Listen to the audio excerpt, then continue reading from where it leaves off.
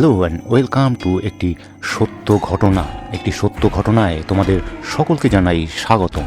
আমি রয়েছি তোমাদের সাথে, তোমাদের বন্ধু লোকেশ, তোমাদের এই প্রিয় চ্যানেল একটি সত্য ঘটনায়, যেখানে শুধুমাত্র সত্য ভৌতিক ঘটনাই শোনানো হয়। তোমাদের কাছেও যদি কোনো সত্য ভৌতিক ঘটনা থেকে থাকে, সেই ঘটনাটি তোমরা আমাকে পাঠাতে পারো। ঘটনা পাঠানোর জন্য তোমরা আমাকে মেল করো, এছাড়াও আমার ফেসবুকের ইনবক্সে গিয়ে সেই ঘটনাটি লিখে পাঠাও। দুটি লিঙ্ক আমার ভিডিও ডিসক্রিপশানে দেওয়া আছে। আমার চ্যানেলের ঘটনাগুলো তোমাদের কেমন লাগছে কমেন্ট করে জানাতে ভুলো না। যদি ভালো লাগে একটি লাইক করো, বন্ধুবান্ধব এবং আত্মীয় স্বজনের সাথে শেয়ারও করতে পারো যদি তোমরা চাও। এছাড়াও যারা আমার চ্যানেলের নতুন, চ্যানেলটিকে এখনও সাবস্ক্রাইব করোনি, সাবস্ক্রাইব করে পাশে থাকা বেল আইকনটি টিপে দাও। আগামী দিনে আপলোড করার সমস্ত ভৌতিক ঘটনার নোটিফিকেশান পৌঁছে যাবে তোমাদের কাছে সবার আগে। আজকের এই এপিসোডে তোমাদের জন্য থাকছে পরপর দুটো সত্য ভৌতিক ঘটনা। তাহলে চলো আর কথা না বাড়িয়ে সরাসরি চলে যাবো আজকের প্রথম ঘটনায়।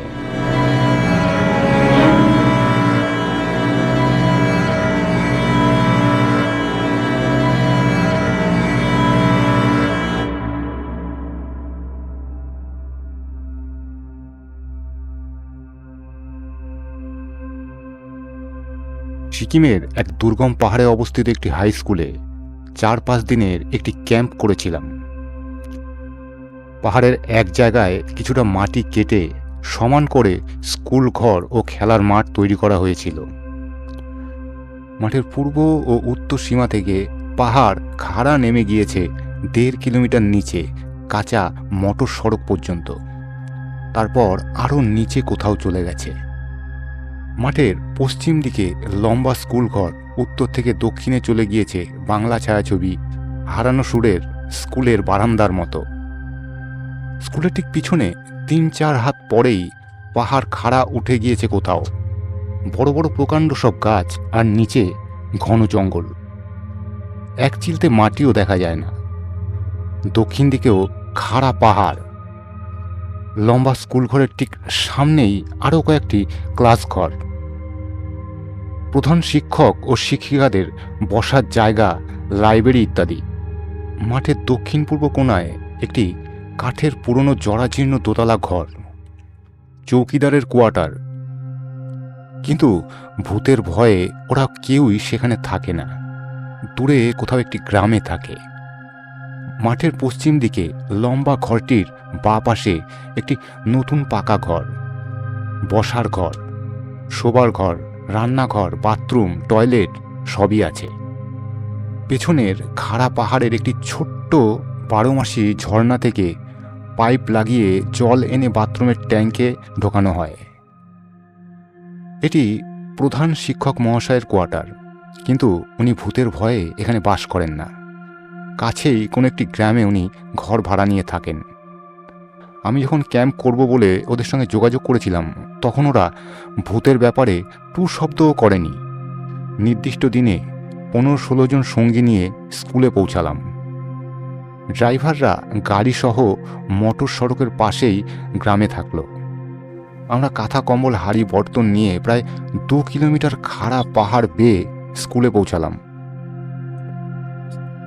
লম্বা ঘরটির উত্তর দিকের প্রথম কক্ষে 2টো করে বেঞ্চ জোড়া দিয়ে আমার আর ভেটি ডক্টরের বিছানা পাতা হলো। একটু নিচে সামনের একটি ঘরে একটি হল ঘর ছিল, সেখানে একটি স্থায়ী মঞ্চ ছিল। বাকি সঙ্গীরা সেখানেই ওদের বিছানা পাতল। বাঁশের তরজা দিয়ে কাঠের পেটি বর্গাতে বাঁধা বেড়া। ওদের বিছানাগুলোর পাশে জায়গায় জায়গায় বেড়া অনেকটা ফাঁকা হয়ে আছে। প্রধান শিক্ষকের কোয়ার্টারে রান্নার ব্যবস্থা করা হলো, ওইখানেই একজনের বিছানা পাতা হলো। পরদিন সকালে আমার কাছে খবর এলো, রাতের বেলা ওদের কম্বল ধরে কেউ টানাটানি করছিল, আর ওরা বেড়ার পাশ ছেড়ে ভেতরের দিকে বিছানা নিয়ে গিয়ে ঘুমিয়েছে। স্কুল খোলার পর শিক্ষকদের জানানো হলে ওরা বলল ওই জন্যই রাতের বেলা ওখানে কেউ থাকে না। দ্বিতীয় রাতে কাজের এবং ভূতের বিভিন্ন দুশ্চিন্তা নিয়ে ঘুমাতে গেলাম। আমাদের রুমের দরজার খিল ভাঙা ছিল। একটা বড় পাথর দিয়ে 2টো পাল্লা চেপে রাখতাম। ডাক্তারবাবু 2 একটা কথা বলার পর নাক বাজাতে শুরু করলেন। শুয়ে শুয়ে আগামীকালের কাজের প্ল্যান নিয়ে ভাবছি। হঠাৎ মনে হলো আমার বুকের ওপরে কিছু একটা আছে। চোখ খুলে অন্ধকারের মধ্যেই দেখলাম একটা 1-1.5 বছরের ন্যাংটা সুন্দর শিশু আমার বুকের দুদিকে পা ছড়িয়ে বসে আছে। পা নেড়ে খিলখিল করে হাসছে। কয়েক সেকেন্ড পরেই নেমে দরজা দিয়ে বেরিয়ে গেল। তড়াৎ করে উঠে দেখি দরজা তো হাট করে খোলা, আর পাথরটাও সরানো। এই পর্যন্ত ঠিক ছিল। ভাবতাম যে ভূতের চিন্তায় হয়তো দুঃস্বপ্ন দেখেছি বা হ্যালুসিনেশন হয়েছে, কিন্তু না, এতগুলো লোক ওই ঘরে আছে। গতকালও শান্তিতে ঘুমোতে পারেনি ওরা। ওদের ঘরের দিকে কেউ যাচ্ছে কিনা তা দেখতে ভয়ে ভয়ে তড়াৎ করে নেমে ওর পিছু পিছু বারান্দায় ছুটে গেলাম। দেখলাম দক্ষিণ দিকে পাহাড়ের দিকে ছুটে যাচ্ছে। কিংকর্তব্য বিমূঢ় হয়ে ওখানেই কিছুক্ষণ দাঁড়িয়েছিলাম। পরে বারান্দার ধারে শুশু করে ফিরে আসি এবং শুয়ে পড়লাম। অনেকক্ষণ পর ঘুম এসেছিল।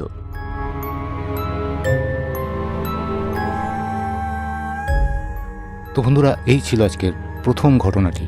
ঘটনাটি কেমন লাগলো কমেন্ট করে জানাতে ভুলো না। যদি ভালো লাগে একটি লাইক অবশ্যই করবে, আর তোমার বন্ধুবান্ধব এবং আত্মীয় স্বজনের সাথে শেয়ার করবে।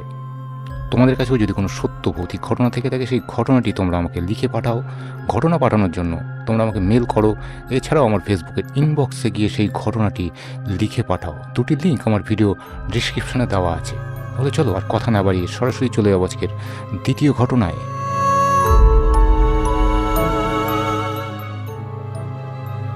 এই তো সেদিনের কথা। সবেমাত্র ভূত চতুর্দশী পেরোলো। আড্ডা দেওয়ার সময় ইয়ার্কি করে বললাম, কিরে, এবার একটা ভূতের ট্রিপ করলে কেমন হয়? সবাই অবাক হয়ে জিজ্ঞাসা করলো, মানে?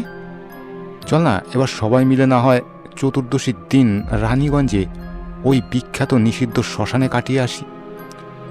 প্রথমে সবাই ইয়ার্কি ভাবলেও পরে যখন যাওয়ার জন্য গাড়ি ভাড়ার লোকটাকে ডাকলাম তখন সবাই বিশ্বাস করলো।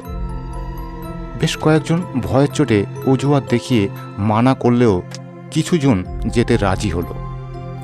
সেই অভিজ্ঞতা নিয়েই শুরু করছি আজকের ঘটনা।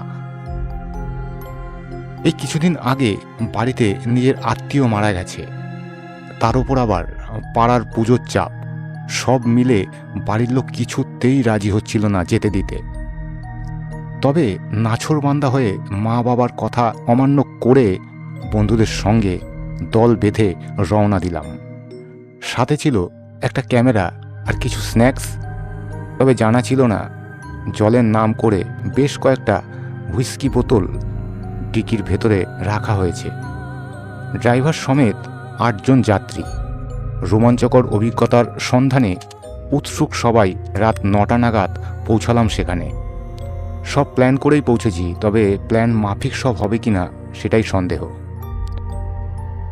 আসার সময় ড্রাইভারের মুখে শুনলাম রাত 12টার পর নাকি ওখানে প্রবেশ নিষিদ্ধ।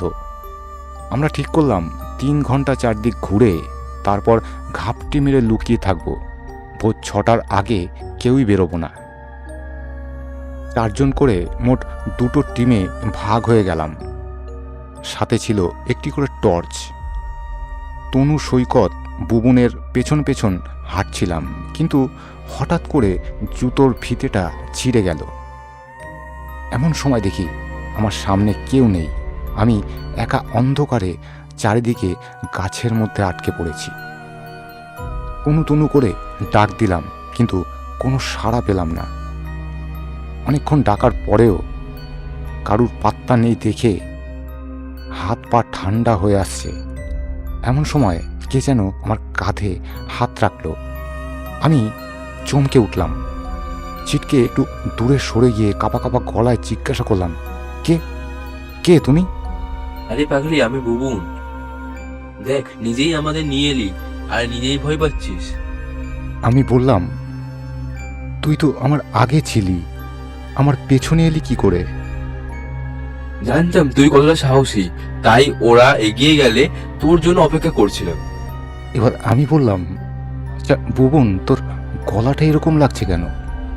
আর তুই তো আমাকে তুমি করে বলতিস। বুবুন আমার কথা শুনে বলল, আরে ঠান্ডা লেগেছে তাই এরকম শোনাচ্ছে। উহ বাবা, তুই এত প্রশ্ন করিস কেন? চল চল, এখন হাতটা ধরতো আমার। বুবুনের হাত এর আগেও খেলার সময় অনেকবার ধরেছি, কিন্তু আজকেরটা যেন খুব অদ্ভুত ঠান্ডা। হ্যাঁ, বরফের মতো ঠান্ডা ওর হাত। আর পাশে এত অন্ধকার, চাইলেও দেখতে পাচ্ছি না আশেপাশে আদেও কেউ আছে কি না। অনেকক্ষণ ধরে হাঁটছি, টর্চটা জুতোর ফিতে কাটার সময় কোথায় যে পড়ে গেল আর খুঁজেই পেলাম না। এদিকে বুবুনও নাকি টর্চ আনেনি, সাথে টর্চ নিয়ে আসেনি। তাই কতটা রাস্তা এসেছি আর কতটা ঘুরতে বাকি কিছুই বুঝতে পারছিলাম না। হঠাৎ করে বুবুন জিজ্ঞাসা করলো, এরে, ভয় পাচ্ছিস না তো আমাকে? দূর, তোকে আবার কিসের ভয়? জানিস, অনেকে আমাকে ভয় পায়, কেউ ভালোবাসে না তাই। এসব কি বলছিস তুই বুবুন? কিছু না, দাঁড়া এখানে চুপটি করে বস, আমি আশেপাশে খুঁজে দেখি ওরা আছে কিনা। বুবুনের এই কথা শুনে আমি বললাম, বুবুন তুই অন্তত আমাকে ছেড়ে যাস না, আমিও তোর সাথে যাব। এবার বুবুন আমাকে বলল, তোর কি বাঁচার শখ নেই? তুই আমার সাথে যেতে চাইছিস? আসছি বলে সেখান থেকে চলে গেল। অনেকক্ষণ বসার পরেও যখন বুবুন ফিরল না, মনে সাহস জুগিয়ে একটু একটু করে এগিয়ে যেতেই তনুকে দেখতে পেলাম। কিন্তু এ তো আমার বন্ধু তনু নয়। কেমন একটা বিভৎস চেহারা, ওর মুখ থেকে যেন কি ঝরে পড়ছে। আর সেটা কোনো লালা নয়, ওটা তো লাল রক্ত। তনুর সাদা জামাটা রক্তে ভিজে লাল হয়ে আছে।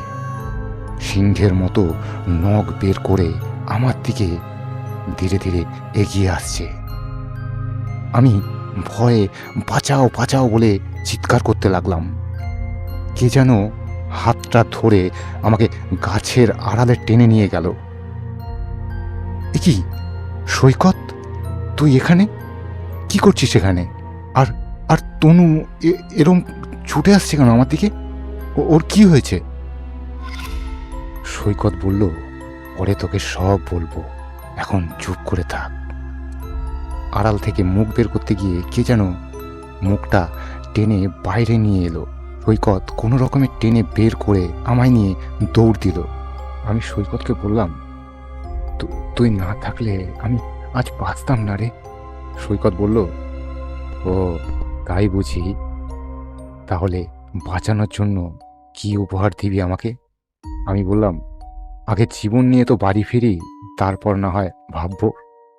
সৈকত বলল, না না, আমার এখনই চাই তোকে। আমি বললাম, দেখ সৈকত, তুই আমার বন্ধু, এসব কি বলছিস? সৈকত বলল, তনুর হাত থেকে তোকে বাঁচালাম কেন জানিস? আমিও অনেকদিন অভুক্ত, তাই আমার শিকারটা অন্যকে কেড়ে নিতে দিলাম না। আমি বললাম, কে তুই? এরপর সৈকত কাছে এসে গন্ধ শুকতে শুরু করলো। কেমন যেন নিষ্পিস লাগছে। কি করব আমি এখন ভাবছিলাম। হাড় কাঁপানো একটা হিমেল বাতাস এসে চারদিক যেন লণ্ডভণ্ড করে দিচ্ছে। তিন দিক থেকে বুবুন, তনু আর সৈকত আমায় ঘিরে ফেলেছে। ওরা বারবার বলছে, খুব সাহস আসার, তাই না? আজ আর বেঁচে ফিরতে পারবি না। মাথাটা কেমন ঝিমঝিম করছে আমার। কেউ যেন আয় আয় বলে আমাকে কাছে ডাকছে। এর একটা নিংড়ে নিংড়ে বেরিয়ে আসা কান্নার রিকেট আওয়াজ কানগুলো ঝালাপালা করে দিচ্ছে আমার। রক্তের ওপর বসে যেন আমিও ওদের সাথে মিশে যাচ্ছি। আর ফিরতে পারবো না, আর না। পরের দিন হাসপাতালে যখন জ্ঞান ফিরল, সামনে মা বাবাকে দেখে জড়িয়ে ধরলাম। একটু পর কে এসে দরজার বাইরে থেকে বলল, খুব বিদুষী মেয়ে তো তুমি, কাল তার প্রমাণ পেলাম। পরের পর বুবুন, সৈকত, তনু কেবিনের ভেতরে এসে ঢুকলো। ওদের দেখে গতকালের ঘটে যাওয়া ঘটনাগুলো সব যেন জলের মতো স্বচ্ছ চোখের সামনে ভেসে উঠল। ভয়ে চিৎকার করে চোখে জল চলে এলো। বুবুন মাথায় হাত রেখে বলল, এত ভয়? বাপরে, আর ভয় পেতে হবে না। কাল তোমার সাথে যেগুলো ঘটেছে কোনোটাই সত্যি নয়, সবটাই আমাদের তৈরি করা পরিকল্পনা মাফিক ছিল। তবে আমরা কেউ ভাবিনি শেষমেশ তোমাকে হসপিটালে ভর্তি হতে হবে। এত বাজে আর কি কেউ করে বলুন তো? একটু রাগ হলেও পরে নিজেই নিজের ভূত চতুর্দশীর অভিজ্ঞতা মনে করে হেসে উঠলাম।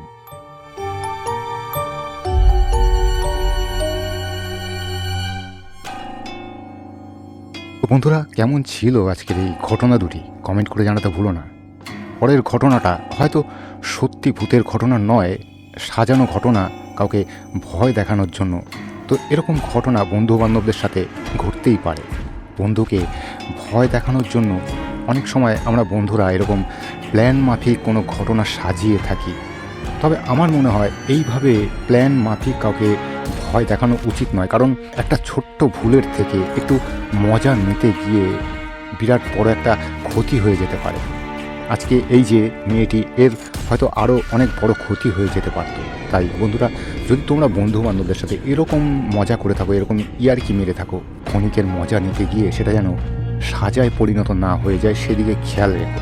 তো যাই হোক, এই ছিল আজকের পরপর দুটো ঘটনা।